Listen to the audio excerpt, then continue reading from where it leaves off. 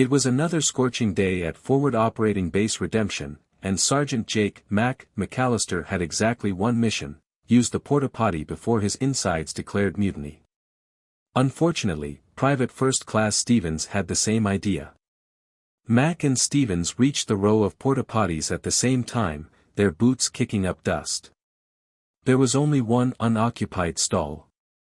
They stared at each other. "You wouldn't," Mac said, narrowing his eyes. Stevens adjusted his helmet. "Try me."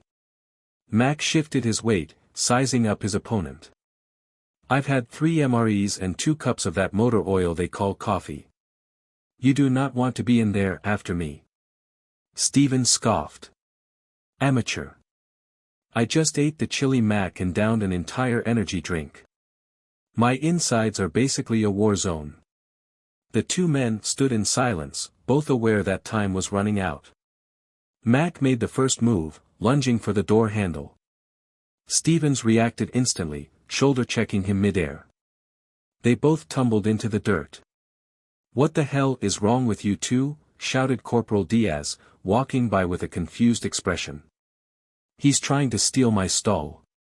Mac growled, scrambling to his feet. "Your stall?" Stevens scoffed. "There's no reserve system on porta-potties, Mac." Diaz shook his head. "You two are idiots." "Maybe," Mac grunted, locking Stevens in a headlock, "but I'm an idiot who's about to win." Just then, a deep rumbling noise echoed from the base of the porta-potty line. The men froze.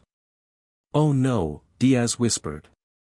Out of nowhere, the base's biggest and most feared soldier, Sergeant First Class Reynolds, stomped toward them, his face twisted in the unmistakable expression of a man on the verge of disaster.